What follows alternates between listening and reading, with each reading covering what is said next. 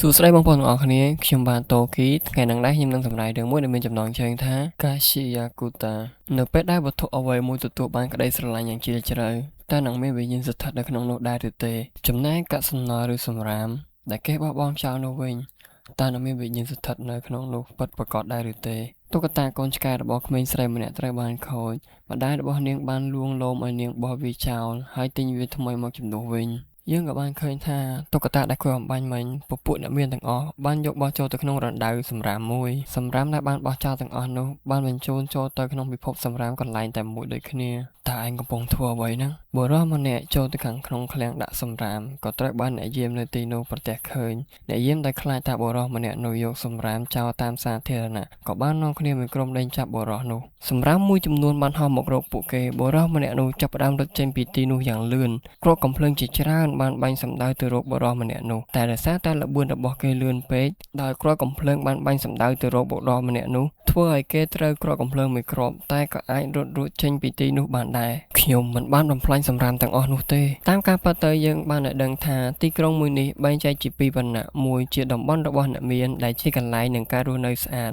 មួយផ្នែកទៀតគឺជាតំបន់របស់អ្នកក្រដែលពោពេញទៅដោយសម្រាមនិងកាកសំណល់ជាច្រើនដែលបានមកពីពពួកអ្នកមានទាំងអស់នោះជីវ៉ាបានប្រាប់ទៅកាន់រូដូថាប៉ូលីសនឹងចាប់ផ្ដើមបង្ក្រាបពួកយើងទាំងអស់គ្នាហើយពួកយើងទាំងអស់គ្នាគឺពួកមនុស្សដែលនៅក្នុងតំបន់អ្នកក្រនឹងឯងរូដូតើឯងចូលទៅខាងក្នុងឃ្លាំងសម្រាមនោះទៀតហើយមែនទេតើឯងដឹងទេមនុស្សនៅក្នុងទីក្រុងទាំងអស់នោះគឺតឹងរឹងណាស់ទុកដាក់សម្រាមឲ្យចំកន្លែងមិនដឹងថាពួកនឹងធ្វើអ្វីចំពោះឯងនោះទេបើសិនជាគេចាប់ឯងបានរូដូក៏បានឆ្លើយទៅកាន់ជីវ៉ាវិញថាពួកអ្នកមានទាំងអស់នោះបោះចោលសម្រាមដែលនៅប្រើប្រាស់បានល្អគ្រប់ពេលវេលានឹងម្យ៉ាងទៀតវាជួយឲ្យខ្ញុំរកប្រាក់ចំណូលចិញ្ចឹមជីវិតបានខ្លះដែរសម្រាប់ការលក់របស់ទាំងអស់នោះពួកឯងទាំងអស់គ្នាតើមានធំក្លិនស្អុយអ្វីដូចយើងទេមើលនោះទៅជីវ៉ាក៏នៅទីនោះដែរជីវ៉ាតើនាងនៅទីនោះធ្វើអ្វីខ្ញុំចង់មានន័យថាមើលវាចុះតែងតែពាក់ស្រោមដៃរហែករហែកចាស់និងក៏ខ្វាក់ដូចជាលាមកអញ្ចឹងវាគឺជាកូនប្រុសរបស់ឃាតករដ៏ខូខើសាហាវយងខ្នងម្នាក់អ្វីដែលអ្នកទាំងអស់គ្នាមិនទាន់បានដឹងនោះគឺតាមពិតទៅនៅក្នុងតំបន់មួយនេះពួកមនុស្សអ្នកមានទាំងអស់គេហៅតំបន់នេះថាគឺជាតំបន់អនាធិបតេយ្យពួកអ្នកមានចាប់ទុកពួកគេប្រៀបដូចទៅជាអ្នកទោសអញ្ចឹងពួកក្មេងទាំងអស់នោះបន្ទាប់ពីនិយាយមើលងាយរូដូហើយថែមទាំងទាត់ឲ្យវាយអវ៉ាន់របស់រូដូថែមទៀតហើយនឹងដើរចេញទៅជីវ៉ាមិនបានខ្វល់នឹងសម្ដីរបស់ពួកនឹងនិយាយនោះទេថែមទាំងសរសើររូដូទៀតថាធ្វើតុក្កតានោះបានយ៉ាងស្អាតទៀតផងវាសម្រាប់ឯងជីវ៉ាដូច្នេះខ្ញុំនឹងឲ្យវាទៅឯងតាមពិតទៅតុក្កតាមួយនេះគឺរូដូបានទៅយកនៅខាងក្នុងឃ្លាំងសម្រាមដែលពីរអ្នកម្ដាយកូននោះបានបោះចោលបាញ់មិញនោះទេភ្លាមនោះម្ដាយរបស់ជីវ៉ាបានមកដល់ហើយនាងទៅផ្ទះហើយថែមទាំងនិយាយទៀតថាមិនឲ្យលេងនៃចិត្តរូដូទៀតទេមកដល់ផ្ទះវិញលោកអ៊ំបានសួរទៅកាន់រូដូថាតើកាលពីយប់មិញឯងទៅរើសម្រាមនៅទីនោះមែនទេពួកយើងមិនមែនខ្សត់ខ្សោយលុយកាក់ដល់ថ្នាក់ឯងត្រូវប្រថុយជីវិតដើម្បីរកលុយនោះទេឯងនៅក្មេងនៅឡើយទុកឲ្យខ្ញុំជាអ្នកចាត់ចែងរឿងចំណាយគ្រប់យ៉ាងទីចុះតាមការពិតទៅរ៉េកតូគឺជាអ្នកមើលថែរូដូតាំងពីតូចមកម្ល៉េះនៅពេលដែលឪពុកម្ដាយរបស់គេបានស្លាប់ដៃរបស់ខ្ញុំមានស្នាមខ្មៅតាំងពីតូចមកការឈឺចាប់របស់ខ្ញុំដែលពួកមនុស្សជុំវិញខ្លួនមើលមកដោយភាពស្អប់ខ្ពើមនិងស្លាកស្នាមដ៏អាក្រក់របស់ខ្ញុំសុខភាពផ្លូវចិត្តរបស់ខ្ញុំបានរងការប៉ះទង្គិចតាំងពីខ្ញុំនៅកាលពីក្មេងមកម្ល៉េះលោកអ៊ំជាអ្នកឲ្យស្រោមដៃនេះមកខ្ញុំតែឥឡូវវាបានរហែកឌីករិលចាស់បាត់ទៅហើយខ្ញុំជំពាក់គុណលោកអ៊ំដែលមិនអាចសងអស់ឡើយរ៉េកតូបាននិយាយថាតុក្កតាមួយនេះស្អាតមែនឯងគួរតែយកទៅឲ្យជីវ៉ាហើយតនឯងត្រូវបានគេចាប់ខ្លួនព្រឹកឡើងរូដូក៏បានចេញដំណើរមកជួបជីវ៉ាមើលទៅរណ្ដៅមួយនេះពិតជាជ្រៅមែនតែនរណ្ដៅគំនរសម្រាមមួយនេះជាកន្លែងទុកសម្រាមយ៉ាងធំមហិមារួចបញ្ចូលទាំងមនុស្សផងដែរនៅពេលដែលពួកគេប្រព្រឹត្តអំពើបទល្មើសអ្វីមួយសូម្បីតែឪពុករបស់ខ្ញុំក៏ត្រូវបានរណ្ដៅមួយនោះលាបត្របាក់ទៅដែរតើមានអ្វីកើតឡើងចំពោះមនុស្សដែលត្រូវបានគេបោះទម្លាក់ចូលទៅក្នុងនោះអរុនសួស្ដីរូដូ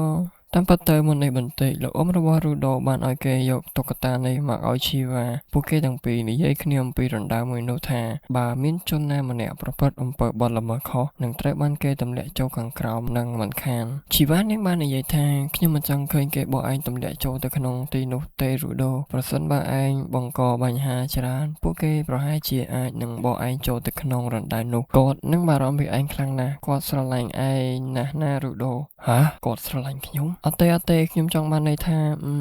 គឺលោកអ៊ំរបស់ឯង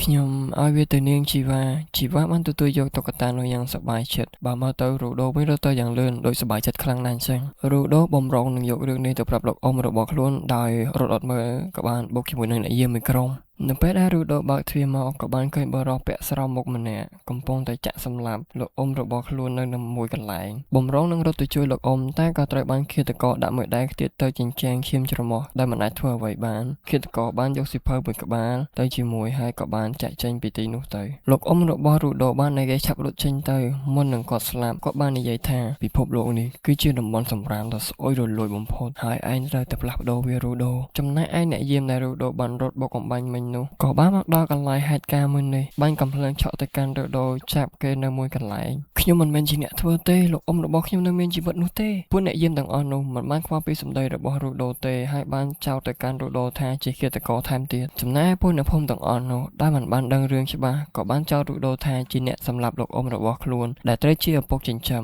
ពួកអ្នកភូមិបានឈរសម្លឹងទៅកាន់រូដូដោយទឹកមុខស្អប់ខ្ពើមនឹងទង្វើអក្រិតកម្មដ៏សាហាវមួយនេះចាប់ចងរូដូនិងនិយាយអំពីទោសកំហុសដែលរូដូបានធ្វើកន្លងមកអត់ទេនរណាម្នាក់ក៏បានដែរសូមស្រាប់ខ្ញុំសិនពួកគេយល់ច្រឡំហើយខ្ញុំមិនមែនជាអ្នកធ្វើវាទេជីវ៉ាមានគេសម្លាប់រែកតោហើយមនុស្សដែលស្និទ្ធស្នាលនៅសល់តែជីវ៉ាម្នាក់នោះទេតែខ្ញុំធ្លាប់ជឿជាក់ទៅលើឯងរូដូប៉ុន្តែឯងគឺជាឃាតករដូចជាឪពុករបស់ឯងអញ្ចឹងមើលទៅសូម្បីតែជីវ៉ាក៏មិនបានជឿនឹងសម្ដីរបស់រូដូដែរនាងទម្លាក់តុក្កតាចោលហើយក៏បានចាក់ចេញពីទីនោះពួកអ្នកភូមិទាំងអស់ដែលឈរនៅចំពោះមុខរូដូបាននិយាយទៅកាន់រូដូថាគឺជាមនុស្សដែលស្មោកគ្រោក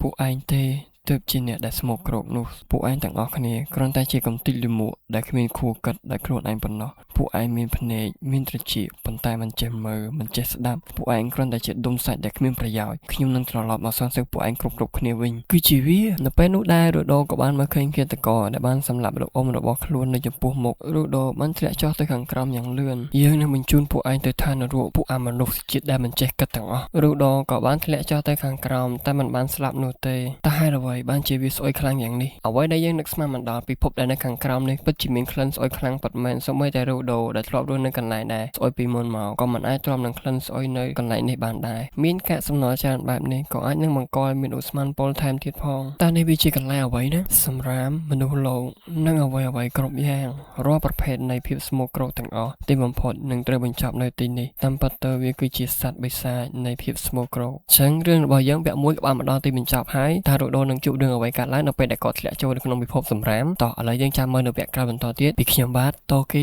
សូមជម្រាបលា